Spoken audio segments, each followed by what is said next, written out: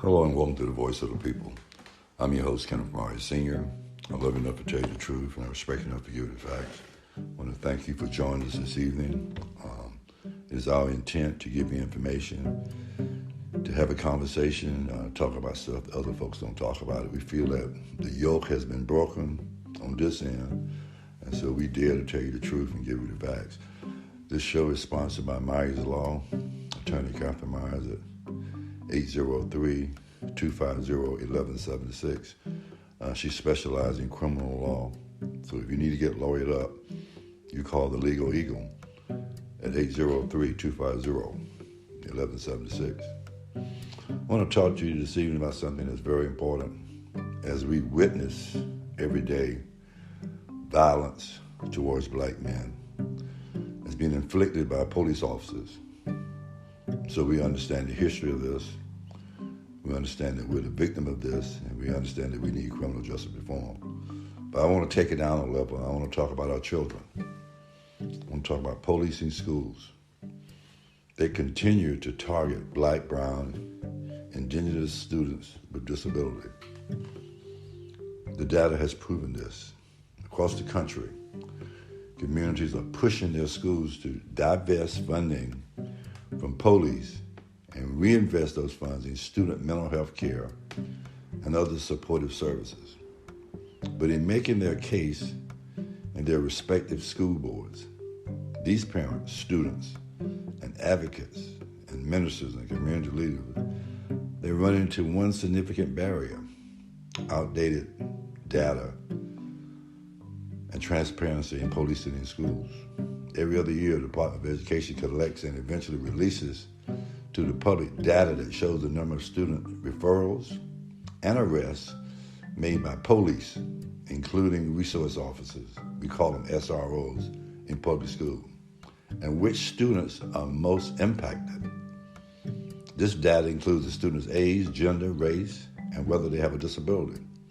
Time and time again, this data has shown students of color and students with disability are disproportionately referred to and arrested by police in school. The data also includes staffing data detailing how many counselors, social workers, school psychologists, and nurses are in school compared to law enforcement officers, which we call school resource officers. This data is crucial for understanding how police in school have fueled the school-to-prison pipeline. All this is a powerful situation that needs to be talked about. The Department of Education has been collecting arrest and referral data for the last 10 years through the Civil Rights Data Collection. A collection may have administered since 1968. You can get that information if you so desire by using the Freedom of Information Act. But let's talk about the impact of policing on our disability, our disabled students, students of color, and disabled students of color. If historical trends in the data hold true, law enforcement in schools will continue to disproportionately target students of color and students with disabilities and students of color with disabilities. Black students and students with disabilities have often had to attend schools with fewer resources and support, and school staff that are often not adequately trained or staffed to accommodate children with disabilities. When there are no other support staff to address behavior problems, some teachers request help from law enforcement. This is where things often go wrong. Police in schools do what they're trained to do: to detain you, to handcuff you, and to arrest you.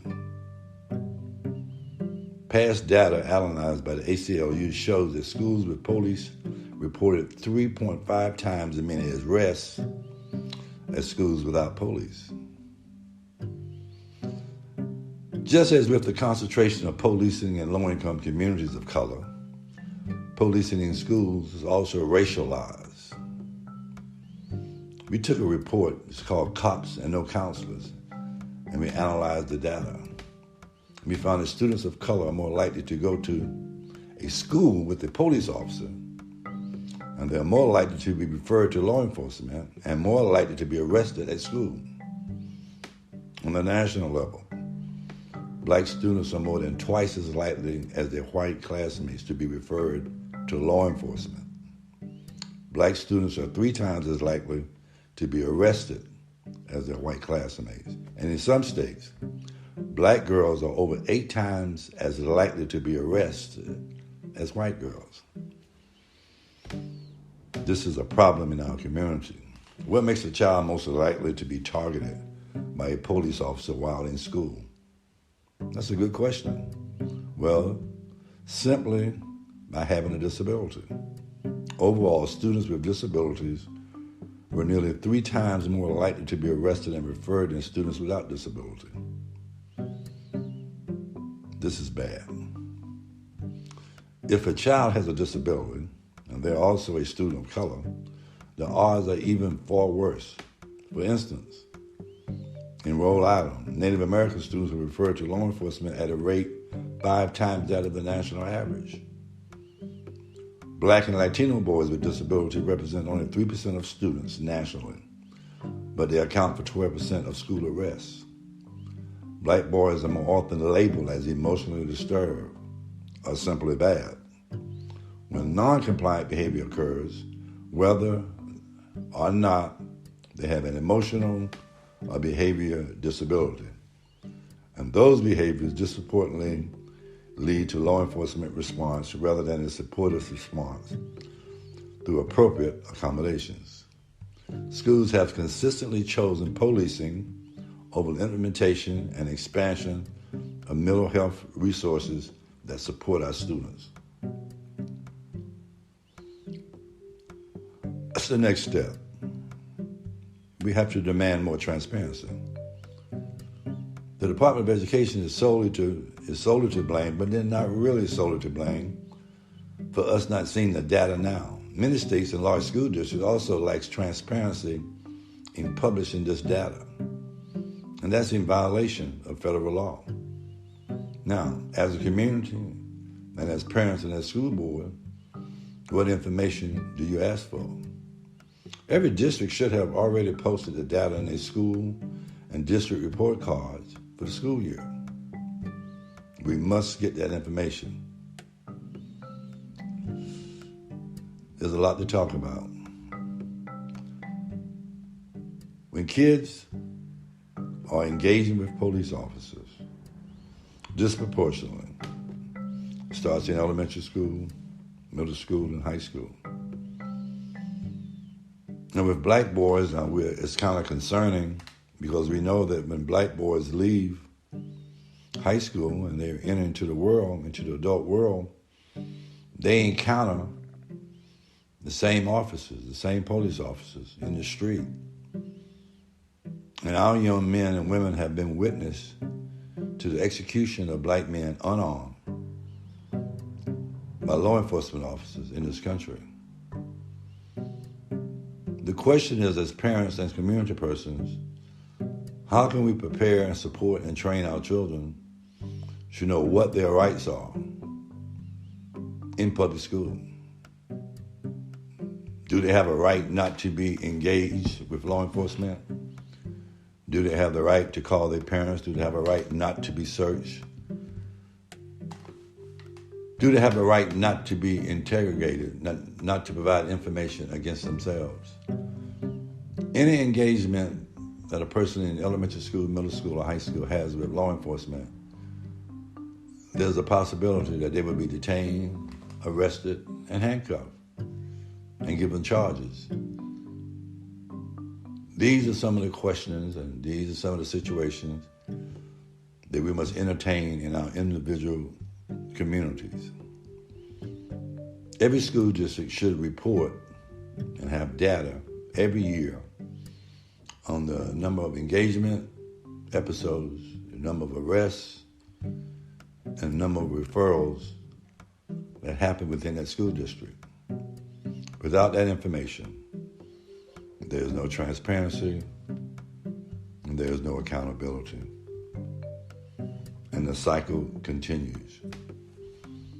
We also must pay close attention to the psychological trauma that is being experienced by our young persons, particularly our young boys, as they entertain themselves with the visual image of themselves being shot and killed unarmed by law enforcement. As individual citizens and as black folks in America, we understand the history.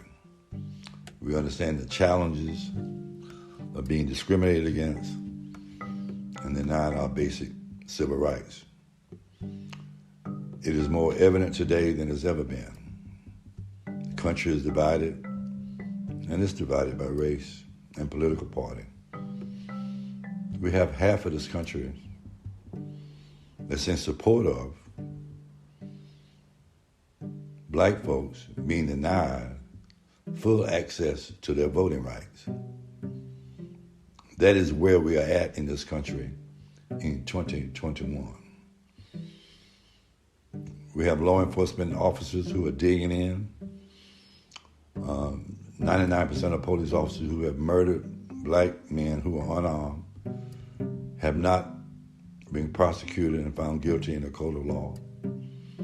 So what we have is a legal system, a criminal justice system, that's reinforcing and supporting law enforcement officers who are taking the life of unarmed black men. The trust level of black folks, and particularly low-income folks, there's no trust for law enforcement. Research has proven, and you can research it yourself, in every major city, the police department have targeted low-income communities and communities of color to police. And as a result of over-policing and the stopping for minor traffic violations,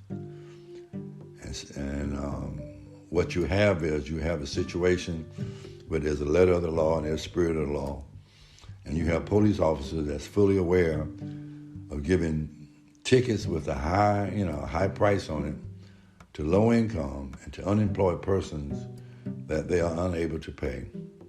And often that simple charge leads into a bench warrant, leads into going to jail, leads to the situation where a lot of young men who are charged with crimes have not been proven guilty of a crime, cannot afford an attorney, and because of the brutalities and the violence that's allowed in detention centers and jails and prisons by the government, that for survival they are forced to plead guilty to a charge that they're not guilty of, because the choice is assault and violence in prison or to admit to guilt to get out. That is a very difficult decision to make, and there's no winning choice in that. So when you're poor and when you're black and when you're targeted by the police, it's just a bad situation. And so a lot of young black men, low-income black men, undereducated black men have become the victims of the system. The cash bail system is implemented to deny you freedom to keep your job and to walk around so you can prepare a defense for the charge that a police officer, in conjunction with the prosecutor, has placed upon you. We must have these conversations about law enforcement and about policing and look for some solutions that will benefit the majority of us, not a few of us. Now, in our community, we have a class system.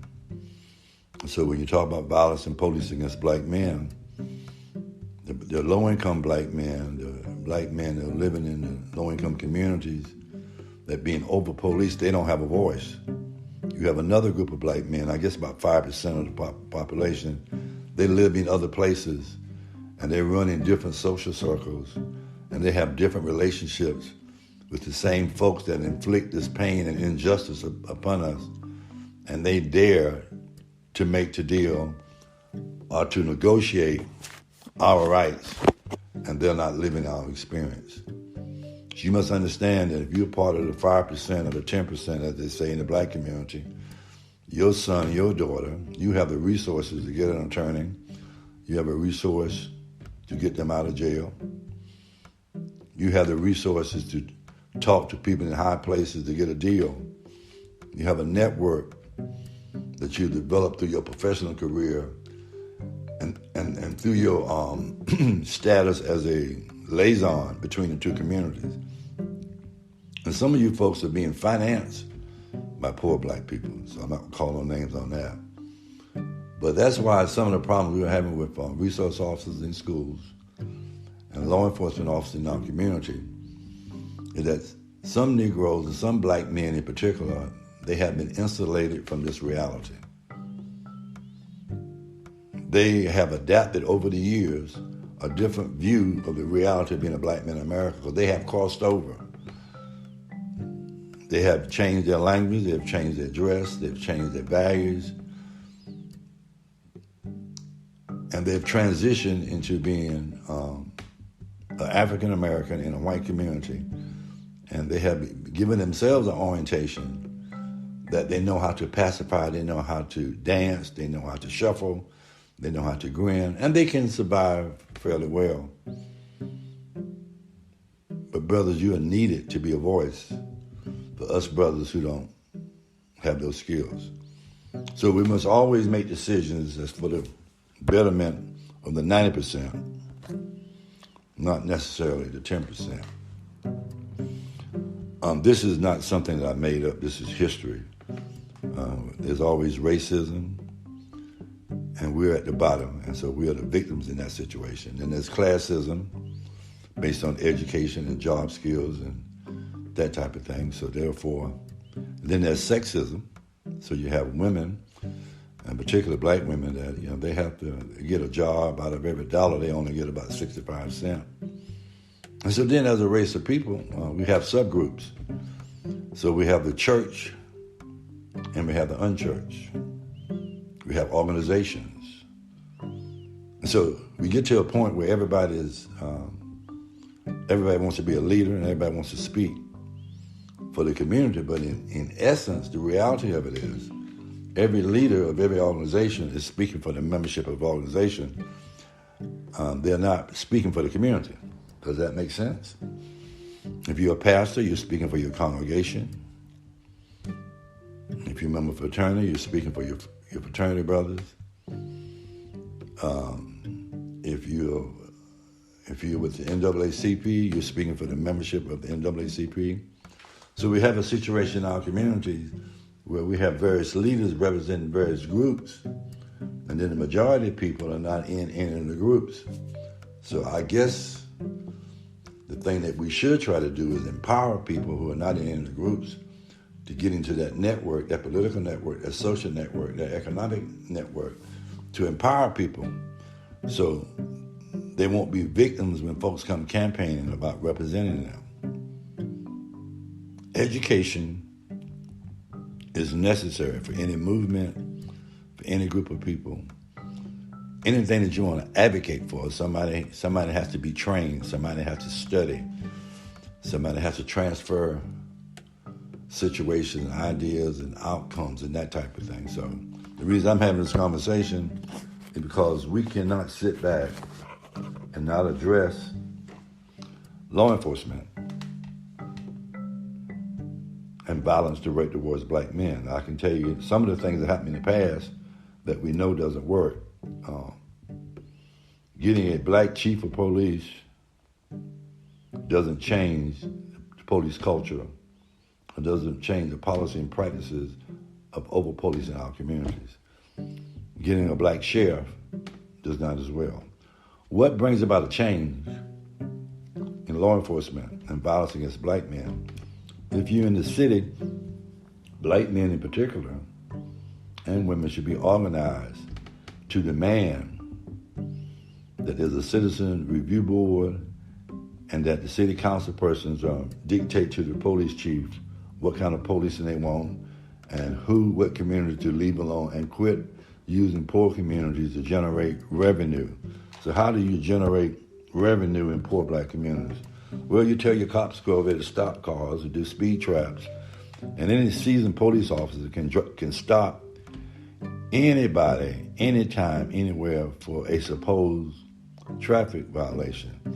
And that traffic stop is how they initiate their policing. So through that traffic stop, they can visually see things, they can ask questions, they can intimidate, and nobody is relaxed when a blue light is on and somebody comes and start asking you a question with a gun and a badge, and which you have the potential of being killed or to be handcuffed or your freedom taken away.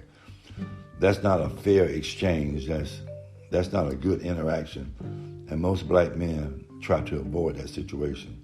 So I just wanted to have a conversation to talk about these things from a perspective of the bottom up versus top down.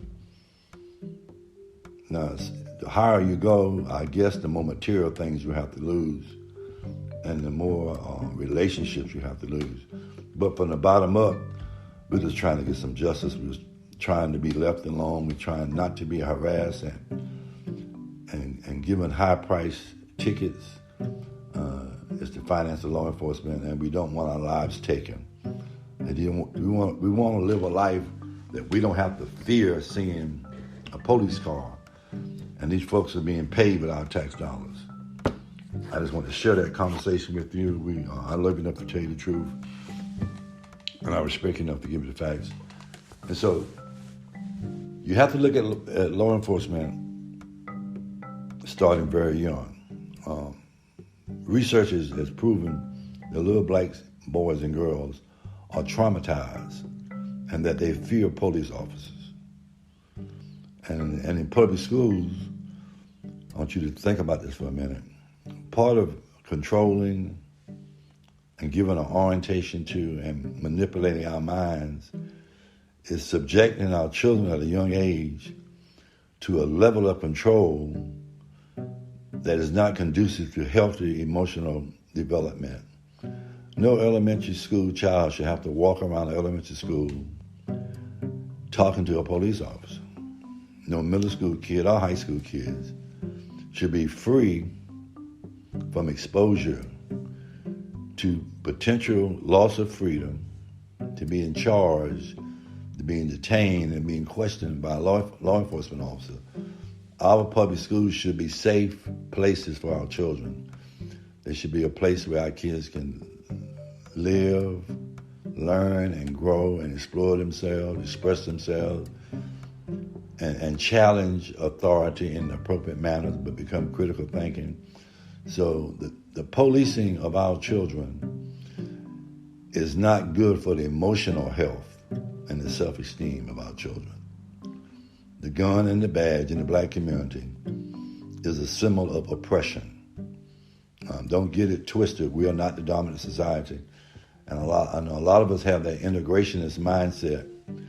But, parenting for black kids is different than parenting for white kids because there's so many barriers and so many opportunities for loss of life and incarceration for young black kids that as parents we have to have a different approach to educating our kids about the history of America and about being a patriot and about your civil rights and about your human rights. This is real. So I apologize if I've offended anybody. I apologize if I said something that you didn't know, but I want you to research it and I want you to protect your children. The truth of the matter is that we are failing our children in public education. School board members in particular, parents, community persons, and the upper class in our community who have the knowledge and have the understanding. And taking care of your own children is not enough. You must be called to take care of the children of the folks that you know that don't have the intellect you have or the awareness of the system, and you know that the system is corrupt, that it violates our human rights and our civil rights. And 85% of our children are being undereducated and not prepared for adult life to maximize and to start their own families. And so we cripple our children when we sit back and just tolerate injustice on every level. And I think as fathers in particular, and mothers, we should challenge ourselves to recommit to parenting and what it means. It means being supportive, it means providing and protecting on all levels. And so our kids can grow up and they can be the same type of parents that we are and protect the next generation and the next generation. I'm your host, Kenneth Myers Sr. I love enough to tell you the truth, and I respect you enough to give the facts. I hope that I've said something to inspire you, to give you information. Maybe if it's a form of agitation, maybe it would motivate you to research and get some information for yourself. Everything I say is not true, but all of it is true until you research and prove it otherwise. So I'm your host, Kenneth Myers Sr. I believe that God has given us the power and the knowledge to achieve what we're working for and what we're praying for. It matters not the situation. It matters not the opposition. We will prevail. We will experience victory because God is on our side. Now, we can pray until we faint. God is not going to drop anything out loud. The harvest is plentiful, but the laborers are few. There's a few things that we need to do. And we need to start out being better parents, better citizens, community persons, being informed citizens, getting registered to vote, join organizations, challenge the status quo, ask the right questions and challenge your leadership, and make sure that your best interest is always on the table. I'm your host, Kenneth Myers Sr. I love enough to tell you the truth, and I respect you enough to give you the facts. Until next Monday night, you pray for me, and I pray for you. And let's build a wall of protection and love around our children. If you don't know what that means, get your Bibles out and read Nehemiah. And let's research the building of the wall and the purpose of the wall. And we need to do that for our children, our family, and our community. So until next time, peace be unto you. And may you be strong enough in your self-assessment to forgive yourself because God has already forgiven you. So his mercy and his grace is already upon you.